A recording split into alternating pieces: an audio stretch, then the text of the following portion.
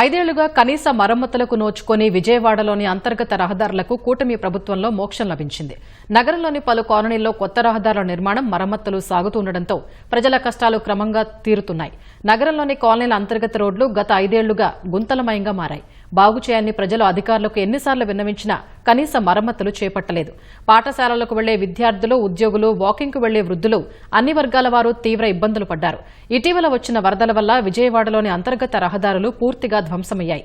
ప్రభుత్వం కూటమి రోడ్లను బాగు చేస్తోంది. కొన్ని చోట్ల పనులు జరుగుతూ ఉండగా మరికొన్ని చోట్ల శంకుస్థాపనలు చేస్తున్నారు. రోడ్లు పనులు సాగుతున్న తీరుపై నగర ప్రజలు సంతృప్తి వ్యక్తం చేస్తున్నారు. కొందరు వ్యక్తులు, స్వచ్ఛంద సంస్థలు తమ వంతుగా రోడ్ల పక్కన మొక్కలు నాటుతున్నారు.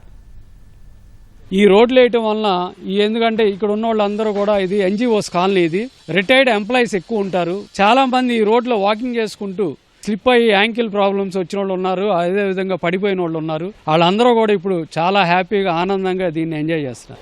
కరోనా ముందు కొంచెం ఈ వాకింగ్ అది చేసుకున్నాము. 19th నుంచి బాగా ఇబ్బంది పడిపోయాము. పిల్లలు కూడా సైకిళ్ళ మీద వెళ్తూ పడిపోతున్నారు, స్కిడ్ అయ్యి. అప్పుడు ప్రభుత్వం శాంక్షన్ చేసింది కానీ ఎవరు ముందుకు రాలేదండి కాంట్రాక్టర్లు. ఇప్పుడు కూటమి ప్రభుత్వం వచ్చిన తర్వాత త్వరగా పనులు అయినాయి, వెంటనే అమలు చేశారు. చాలా హ్యాపీగా ఉంది. రోడ్డు మాకు 5 సంవత్సరాలకు ముందు కూడా చాలా ఇబ్బందులు పడ్డామండి. నీళ్లు నిలిచి బురద అసలు మొత్తం భయంకరంగా ఉండేది అనమాట. బండి కూడా లేదు కాదు. ఇవాళ తొందరగా వీళ్ళు మొదలుపెట్టి చేస్తున్నారు కనుక మేము చాలా సంతోషపడుతున్నాం. ఇప్పుడు డెవలప్మెంట్ అనేది క్లియర్ కనపడుతుంది. ఇంతకుముందు చాలా ఇబ్బంది పడ్డాం. ఏ రోడ్డు వెళ్ళినా గుంటలు, ఎక్కడ పడిపోతామో తెలియదు. పెద్దవాళ్ళని కాళ్ళు చేతులు ఇరగొట్టుకుని ఇబ్బందులు పడ్డాం.